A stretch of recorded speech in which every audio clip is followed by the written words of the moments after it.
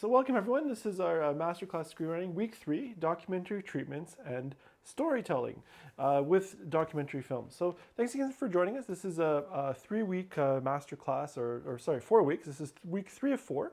And it's today we're going to really focus on the documentary film. What does that mean? How does it work? And what we can do to help prepare. And the key here is that documentary films are truly unscripted.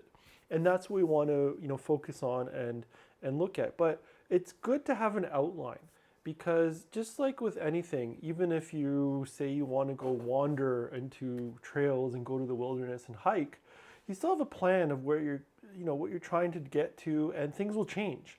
And I think that's what I always equate to when you're doing a documentary film. It's very much like that, where you don't know where it's going to take you, the exact journey, but you have a rough idea that you want to get to that end of that trail and that story, that topic. But there's going to be some winding offshoots, side trails, and different things that you might try out. You might stop over in a town for a couple more nights than you expected.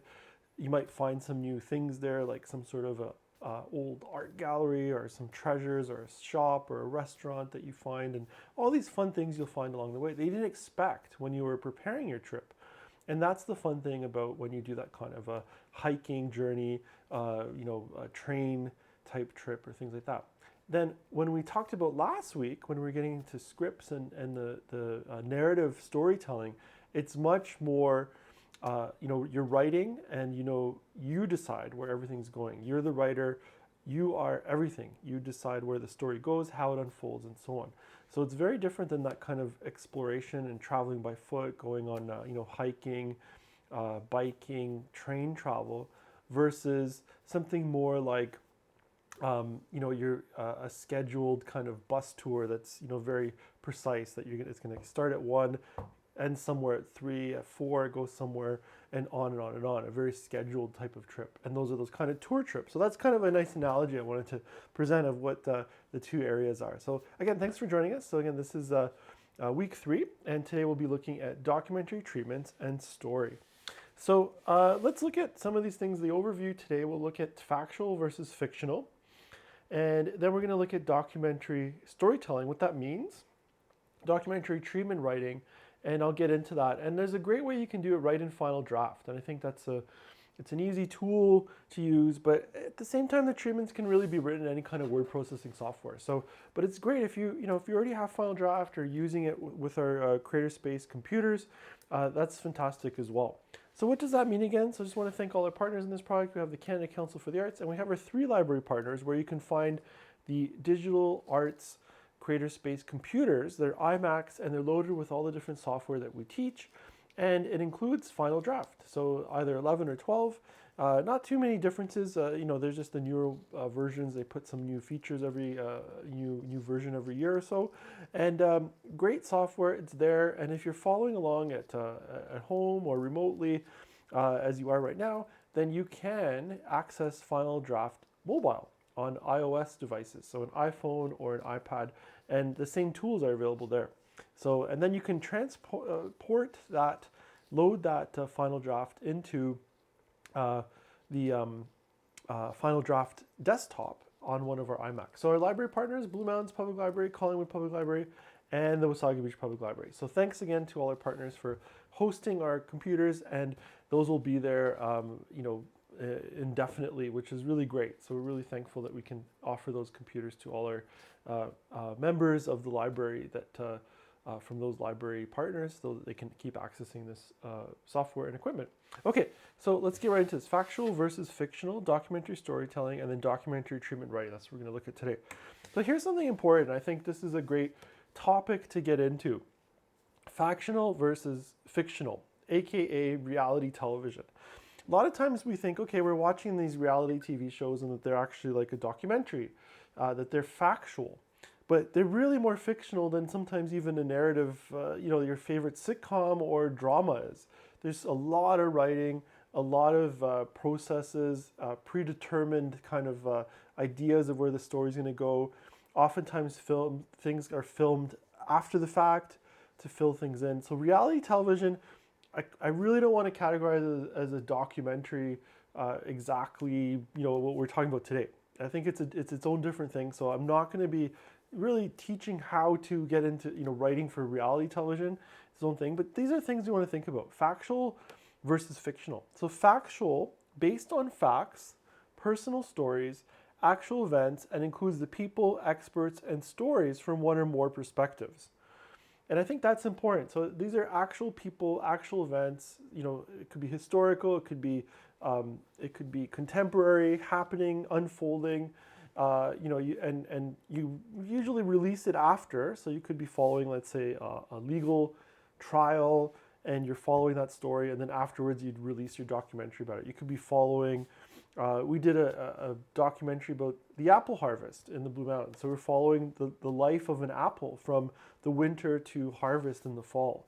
So almost a whole year of following the growth and life of an apple. So that was something interesting and unique. And then the thing is that you're then looking at the one or more perspectives. So you can have, it could be one person. The documentary could be just about one person. But usually it's just like anything. Like the more characters you have, the more subjects you have, the more rich that story can be, and it can have multiple perspectives, which I think is really a cool thing, that you can see these different perspectives and different aspects of what's out there and what's available. So that's I think always a neat thing, that what's available, and and how it can work, and and what where things can go in these kinds of perspectives and things. So, okay, so let's look at some more of this idea here. So the next thing in factual, sources and interviews present their own views, and the filmmakers do not present or push their own views on the interview subject. So that's really important. And this is, again, kind of that good, best practices documentary filmmaking. This is what's expected when you work with, broadcasters, funding places, so on, that you're not manufacturing the documentary and getting the kinds of responses or sound bites that you want. So we're never in a documentary feeding like, can you say, I did this on October. You don't want to be telling your interview subject what to say. You can just ask them to repeat it if there's like a technical issue, or if they want to repeat the answer again, ask the question again, things like that. But we shouldn't be leading or pushing to one thing. That's really where you get into that kind of reality television, where you're trying to push contestants to say things, to say they hate someone, to say what they're doing, and you're kind of manufacturing the story, right? So we want to stay away from that and just let the people talk. That's the best case scenario. Sometimes we might try to guide people a little bit, but you want to really stay away from that. That's the essence of true documentary filmmakers, where you're just doing the interviews. And remember, your questions can be leading people where you want to go. And you can, the line of questions are just as important as the answers themselves. So that depends. You can steer the story a bit still to get that dramatic effect, or to get to a specific point, or lead to a specific point. But you don't want to be pre-filling these answers and things like that. So that's really key, is that, and we'll get to that in the treatment writing, is that you're writing a treatment that you're really trying to put your questions out there and understand what kind of questions you're going to ask. Okay. And here's the last point here. Then we'll look at the comparisons and contrasts in fictional. The end story is not known, and often new stories are shared for the first time, and/or the story unfolds as the film is produced. So we don't really know exactly what's going to happen. And that's key, that you don't know necessarily how the story will end. And that's the exciting part. Just as much as it will be for an audience to watch a story, they might not know how it ends. Even if it's based on something that happened in the past, it could be, from a while back. Not everybody maybe knows that historical moment or point. But the thing is, if there's that kind of suspense, and you're not sure what's going to happen. And as a filmmaker, that's exciting too, because you have to go, and like I said, it's like that hiking, that kind of, you're on foot, you're just taking trains and just kind of going, backpacking. It's the backpack adventure versus like the suitcase tour, where you have specific stops and specific times in the narrative film. So the backpack adventure of documentary filmmaking is that ability that you can try different things out, you can make different stops, you can go to different things. You'll find new people. You interview someone, they say, oh, you should talk to so-and-so. They're an expert in that specific area that relates to your film. Great. Okay, you reach out, you find a new person, and that leads to something else. And there's something else. Oh, did you know that this happened and that happened? And then it's going to go from there.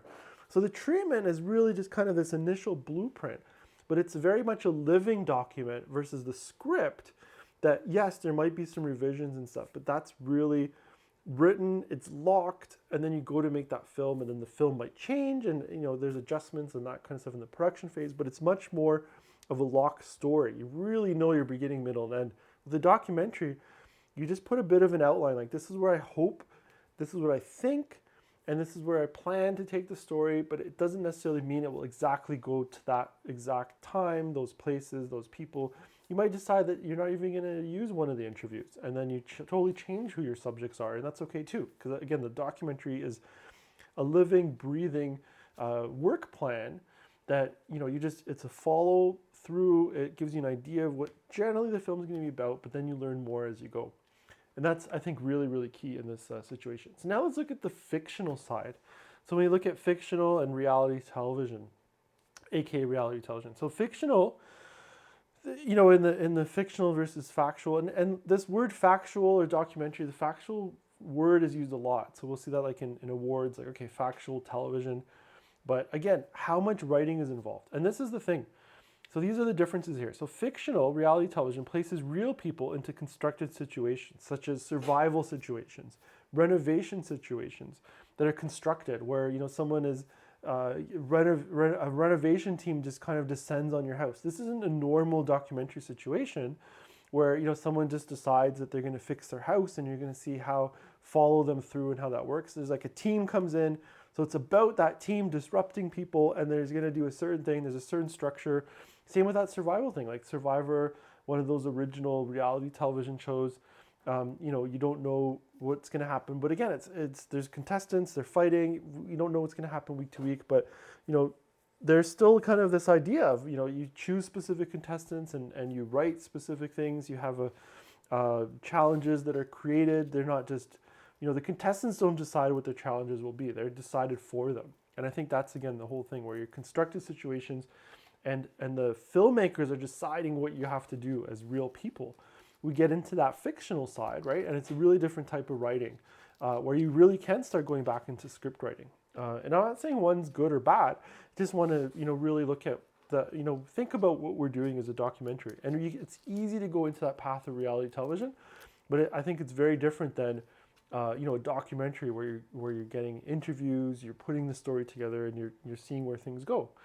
So here's another difference here. The scenario is written. Scriptwriters on a show is a sign of a reality TV show.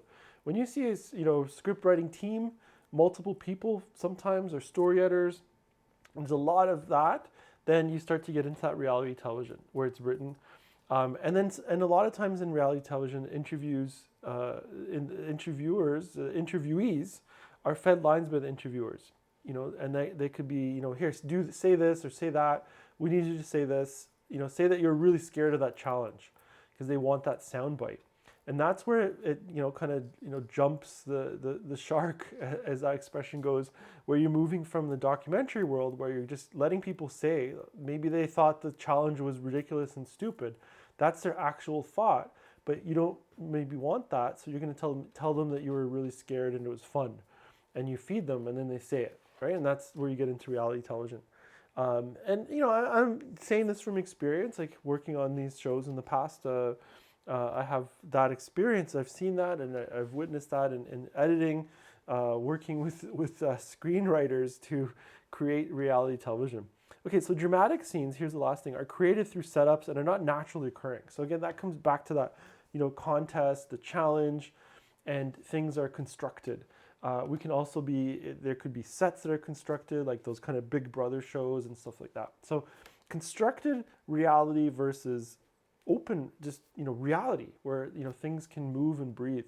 So again, once you get into constructed, that's like, again, you're taking that set vacation with exact timing, stops, packages, right? That package type of reality excursion versus the backpack trip where you don't know where things will take you, as a documentary, factual, fictional. So I just wanted to really get into that because I think that's an important idea of things to think about. Okay, documentary storytelling. So here's just some thoughts on this idea. Documentary storytelling works well when there is a central subject, much like fictional narratives. And much like fictional narratives work around a protagonist. So there's usually like, the good or the hero. There may be several main subjects. So you can see this is very similar, like a good documentary, we're still telling stories. Just like you tell a story like, hey, this is what happened to me the other day. That's like a documentary, right? It's based on what happened to you, right? You're not making it up versus the fictional where you're, making up that story based on maybe something that was factual, right? The inclusion of the opposite side is not only good documentary filmmaking, but allows you to include the opposing views and the antagonist. So that's I think really key.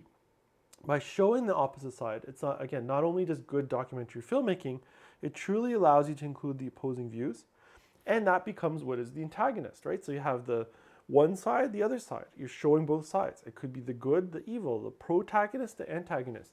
In documentaries, sometimes that can flip around. Where there's the protagonist. You start with a subject, and you start to learn. Okay, well, there's maybe the truth kind of comes out, and you're trying to keep an unbiased and multi-perspective view. And you're really letting the audience, by showing both sides, the audience can decide. And that's okay, because a good narrative film, if you think about it, you oftentimes, you can relate to the antagonist, to the anti-hero, just as much as you can to the hero, because we all have those issues, and or we know people, and we've done things like that. We're not all just inherently good or inherently evil, but there's elements of both of those things in us, and that's why we like to see those characters. And yes, the antagonist might have more of those negative traits in our views, but there's still some sort of empathy, and that is good writing. And that's just like with real people. You might be like, okay, I don't really like, this political view or this type of this person, or maybe they're in jail, they've been convicted of something, but there still you can still draw out the empathy, like, the situation of revolving around what happened versus the protagonist could be the victim. And you're getting both stories, and we can start to get an idea of what happened, why it happened, and where things are going. Just realizing my microphone clip came here. So by having both sides there, you can really get an idea, right, of the protagonist, antagonist, the good, the bad, and so on. So again, by presenting both sides of the story, that's really important, because then you're not creating what's often called a POV, or point of view, where you're really just showing your point of view or one point of view. By showing both sides, it's just that kind of pure documentary filmmaking. The audience can identify, what they think is good or bad, and the documentary unfolds, and you just let people experience what that factual situation is, what that reality is of the characters, their subjects, right? And what kind of people they are, and so on. So, by presenting both sides, that's really key, that's fair, and and I think that's important. And think about that. I think if you look at news sources, that brings us back to that kind of idea. So like news sources, when you see that they have interviews with both sides, that's great, because you're really getting that overall perspective, right? So, there's one side, the other side. And by having interviews from both of those opposing sides, you as a reader can get an idea, okay, well, this is why this person thinks this is why this person thinks this. Then you can get, with critical thinking, you can think about, okay, well, where do I fall in that? Maybe I agree a little bit with that person, I agree a little bit with that person, so I'm kind of in between, I don't know. Maybe I really agree with one side and I really disagree with the other side. But if I'm not shown both those sides, then I'm not getting that overall, neutral perspective in documentary filmmaking. And that's what the news is really important. The more we can see both sides like that in the news, then that's good news reporting versus just giving you one side. And that's kind of the damage sometimes of, when you get kind of non-professional type news where they're just, biased and one-sided. And really that becomes that point of view idea. So, it's great to start with the idea of, showing both sides. I think that's really key in documentary filmmaking. Okay, now the next thing that's really important, research is important, and telling the stories that you know or that your subjects know, that's really key when you're starting out as a documentary writer and filmmaker. So, if you start writing and doing films about what you already know, or people that you know and their stories, that's a great starting point. I think it's a really big jump, and I'm not saying you shouldn't do it, but it could be a really big jump to say, hey, I'm going to write about this certain war, and I have no idea about what that was or where what happened, but I just want to go and research it and find out about it. That's great. It's ambitious. I'm not saying you shouldn't do that, but it's going to be easier to start and to really gain your understanding of the voice as a documentary writer and filmmaker when you start with something that or with people that a story that's close to you versus something that's really distant. And I think the more we can tell our stories, everyone should be telling their stories, the stories we know, and so on. It's really important. And I think the other thing too is to ensure that you're interviewing the subjects. And I keep talking about subjects, that the stories come from the people. So if you are not involved with it, if it's not your historical perspective, it's not your actual event that you've been part of or your story, you want to make sure the subjects are telling that story, that you get the information from that. You can help narrate it through research, through the interviews, but you really don't want to be telling other people's stories as well. So I think that's a really important fine line too, where you start saying, I'm going to tell this other person's story. You really want to make sure that you're telling it through interviewing people and so on. Otherwise, if you want to tell other people's stories, you can start to look at it. It becomes more of a narrative idea where you're putting your own ideas into it, and it might be better suited for something that's more narrative and storytelling. So just things to think about and best practices, and kind of the ethics of documentary filmmaking is really important. I don't think we always talk enough about that. The ethics of what makes good documentary filmmaking and the best practices of that, and how that can really stand out and work, within all these different situations. Okay, so documentary treatment writing. So consider the following before writing your treatment. And the treatment's not that complex, so but the things to think about before you write your treatment. And it's research the topic and the subjects. Really understand your subjects and your topics, and know what you need and how that can work. So that's always really great to work that way. Watch other documentaries about the topic. And this can include news stories. And I think that's, again, important to really see what's out there, see what other people have said about it. If there is something, there might not be anything about the particular story, but there's something relatable maybe. Maybe someone, if you're looking at doing something about present day criminal trial, watch other documentaries that did that as well. So it might not be exactly your topic, but thematically watch some other documentaries that have been made. Now, it may be beneficial to do a pre-interview or even just kind of a meeting, and this could be this virtual, video conference, phone call with your subject. And this could be, to discuss the overall scope, give them an idea, and it can also help add to your treatment as you write it. So you can have this kind of pre-interview, pre-discussion. Now, I call it, maybe I shouldn't have even used the word pre-interview, but I think it's more of having a meeting, having a discussion, being open and letting the person know, generally what you're doing, which you've probably already done to secure them into your documentary, so they have an idea of what you're doing.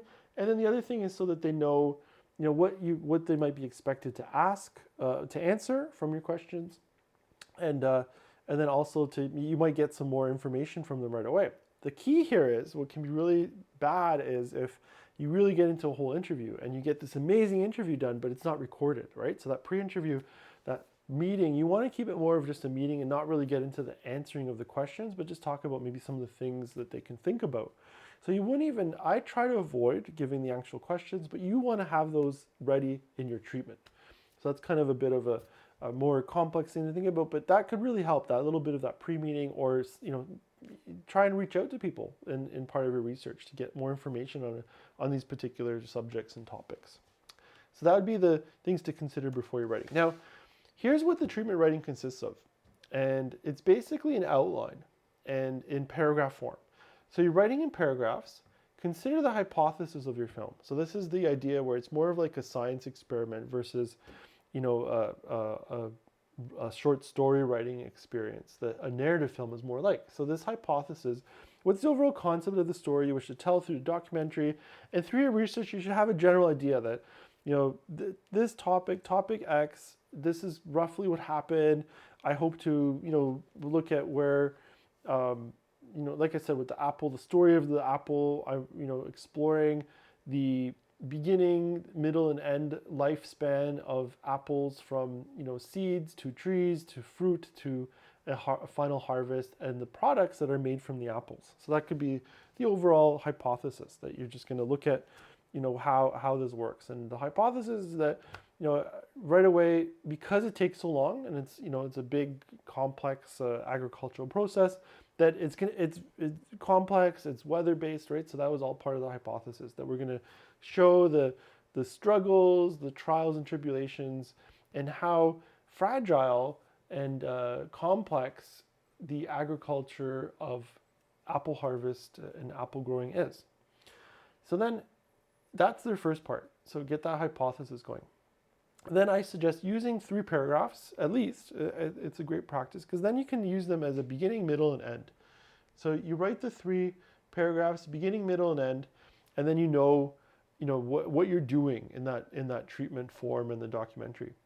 Then you can also add photos. You can add some quotes, and these can be visual references from, again, if it's historical, you can consider, having historical references, historical photos, adding quotes from some of your subjects and things like that. And that really helps to, give an idea of what, what's going on visually and where you're going to take your film, right? So that's a really great way to do it. So different quotes from your subjects, and then visual photos. It could be references for, color patterns, and there's no limit to what you can put in there. Anything that you think will help you tell that story in the written form before you get to filming it. And then what's important here, add in the questions and themes and topics you wish you'll consider asking the different subjects.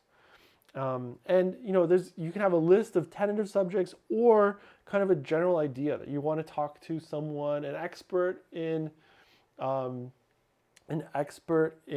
soft drink production. And you're going to find someone. You don't know who that person is yet, but you're going to find someone that does that. You're going to find an expert in, underground cable digging, because you want to look at how, you're just looking at urban sprawl and development practices and what that means. So you're going to be like, hey, I want to really talk to someone about who, does underground cable digging and what that means. So those kinds of really specialists, you won't just know someone like that, versus, kind of your main person, your interview subject is a environmentalist who is looking at the amount of development happening in an area. So that'll be your main subject. But then these other side characters and subjects are important, and that's where you want to find people that you won't know, but you're looking for that kind of specific person, an expert in underground cable digging, because that's somewhere you want to look at what that does to the environment and natural settings, and how that can affect wildlife and vegetation and things like that. Okay, so and the last point here, really, really important, this is not a locked script, and it will keep changing. Just like if you're backpacking, you're going to change, and again, like you might stay somewhere one day longer, and I think, think of it that way. It's not something that you're locked in. It's not something that you have to do, specifically. It's just basically an outline, a blueprint, a guide to take you into, where, things are going, and to give you that overall guideline, and it gives you those goals to achieve as you're making your documentary film. So the treatment writing. And I think the last thing too is the documentary treatment writing. You'll talk to many different documentary filmmakers, and everyone will have a slightly different way of approaching it. I'm just giving some great ideas that you can start, and some best practices and concepts.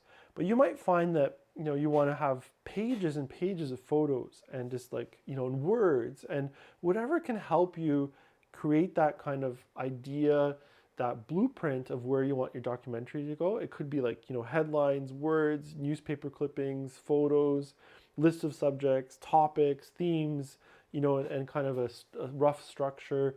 However you want to do that, and it could be a lot more visual than just the writing.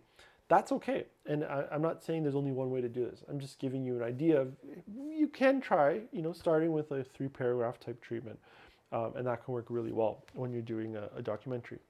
Okay, so let's look at that now. I'm just gonna go back to, I'm gonna go to my desktop here, and I'm gonna have Final Draft. Okay, so I got my Final Draft here open, and I'm gonna go, so when you launch this, you can open the past scripts.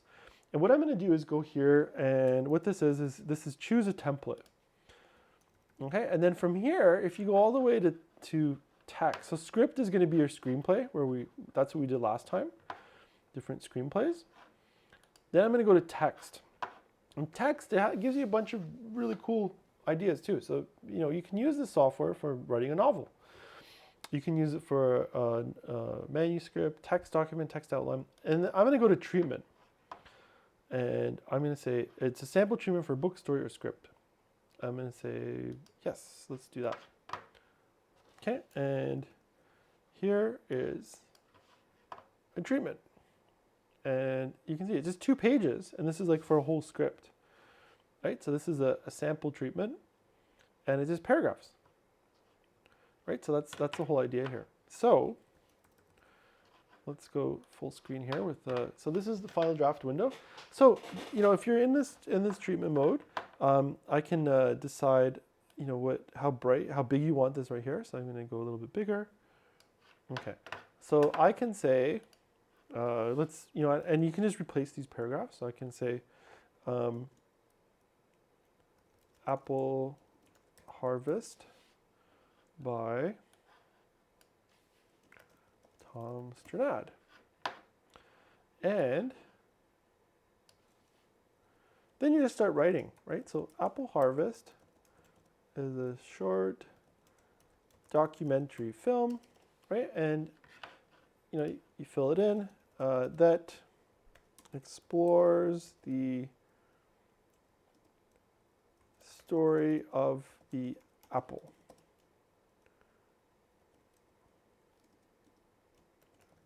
The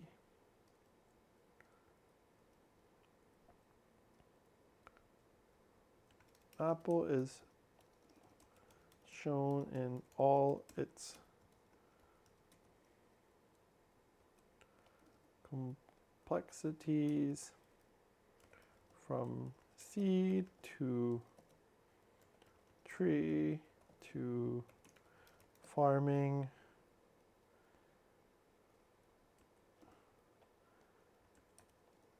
harvest, and final production use.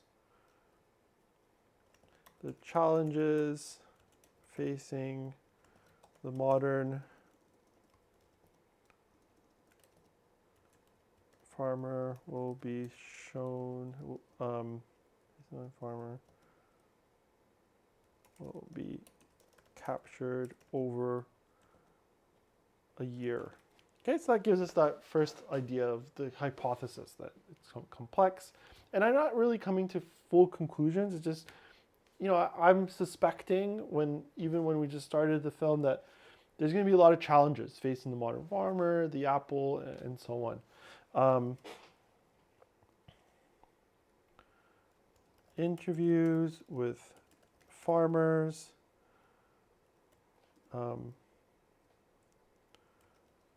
nursery owners, and apple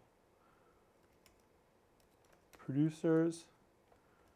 Will cover topics such as climate change,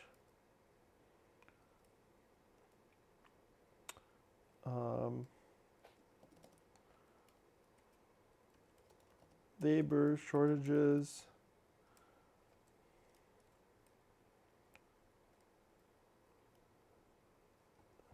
produce markets in Ontario, trends in apple consumption, and challenges facing the modern farm owner in Southern Ontario. And I don't know what exactly those challenges are, so that's why I can keep it open. So I'm going to have all these different interviews and so on. So that's really like my kind of overall idea, my hypothesis. Now what I would suggest is basically, you could do like basically a paragraph 1, beginning, how will the film start?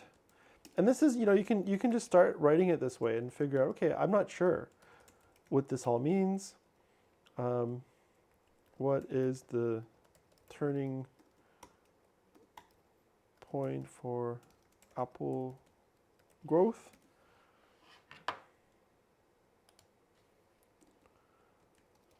Paragraph. Gotta spell these right. Okay, and that's this is what I'm going to construct as I get into some research and figure out the harvest.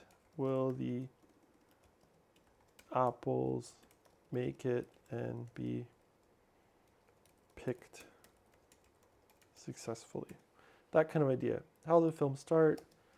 Showing the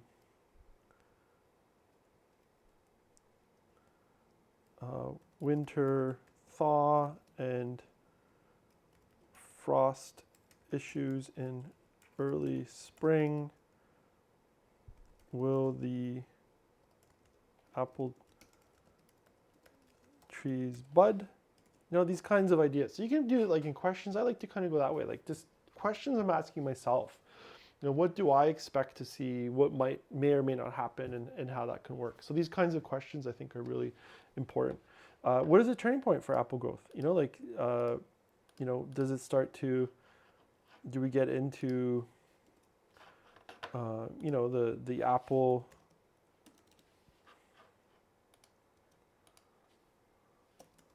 Apples are facing too much heat. Or too much rain. These are factors. I don't know what the season is going to be like, right? So just ideas, like we're going to look at if there's too much, is it too hot? There's a drought. Is there too much rain, flooding, too much water? What do you do? How do you deal with that? And then the harvest, the ending, like showing the harvest. Will the apples, what will they be like? Will they be bruised? Will they be in good shape? Will they, and things like this. And then, inevitably, this is what happened even in just making the film is that, we saw, some of the apples just didn't blossom because of the frost that happened in 2021 spring. There was some spring frost, and some of the trees didn't blossom, some of the trees did, and that's it. You don't know, and those unknowns, I think, are really, really fun in documentary filmmaking, that you don't know exactly what's going to happen. But you get the interviews, you're like, what are the concerns? You start to understand the farmers' concerns, the Apple distribution and consumption kind of areas concerns. They might have apples to juice with. They might have apples to deliver. So the industry is, has all these areas, the markets, the apples, from beverages, the new apple ciders and wine mixtures and things that are everyone really, requires the use of apples, and what's going to happen. And there can be other threats, like insects and, other agricultural factors and so on. So it's a great example of a kind of that living, breathing documentary, because literally that fruit is, has so many possible issues that it can face, and hardships, and the struggle of growing and dealing with so many factors, organic apples, and then spraying apples, and working with different things, trying to not have insects and insecticides, and minimizing things, and thinning apples so that they can grow, they can be the best can kind of grow through a lot of factors. And then it's very complex, so you get an idea of what's happening, and then you make a plan to capture all of that, and you write it down. And like I said, this would be an ongoing document. So, I'm going to just save this. I'm going to say, yes, let's save this. And I'm going to say Apple Harvest Documentary treatment. And now I have it as a final draft file here. So then at the same time, I might say, okay, let's see. I think it's all saving, which is great.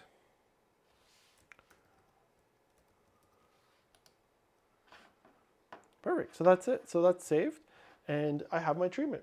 And that's kind of the beginning here. And then if you wanted to, you can paste insert image, right? So you can do things like this, and I can say, let's put in an image from something.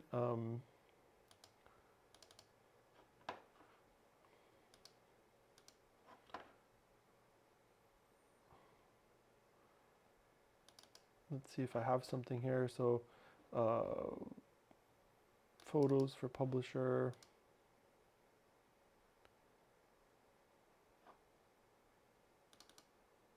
There we go. Okay, so I'll just paste different images. So you can just paste them right in here, and that's all you need to do. So right click, insert image, right, and that's it. And it just references. That one doesn't really make sense, but that idea, you're adding references as you research. And the great thing is those images that you add, they can be newspaper articles and stories that are part of the documentary that you wish to tell, and that's it. So that's really the essence of. So with the documentary idea, I think it's more about the figuring out your story, researching. It's not a lot necessarily, and I know we're doing a screenwriting workshop, but the screenwriting, it's more of this research document that you're writing a treatment. And again, I wanted to really show those differences, because sometimes we think that we're just writing, but you can write a lot and you can plan a lot, and just make sure that you're ready for it to evolve and change. And I think that's the best practices for the documentary film, and really try to get both all the sides of the story, because that just makes it more interesting, where there's the different aspects of it, and what can happen, and different opinions and views from even the same types of people. So as much as possible, and it's not always possible, but that's really what I can give advice in, is try to find a well-balanced multi-view overall unbiased view in your documentary, and it will lead to a really good documentary film as you go. So again, thanks for joining us. Next week we're going to do our week 4, and our last week, and we're going to look at the audio podcast. And there's a podcast template in Final Draft as well, and we'll look at how we can prepare for that audio podcast. And that now can be either, we're going to look at fictional and factual podcast writing and preparation, so treatments and script writing, and how that will differ in our audio podcast. Want to again thank all our partners in this project: Canada Council for the Arts. And we have our library partners, where you can access this Final Draft software on our digital arts computer station. So we have the Blue Mountains Public Library, Collingwood Public Library, and the Wasaga Beach Public Library. Thanks again for joining me, and I will see you next week for week 4, our final week. All the best, and take care.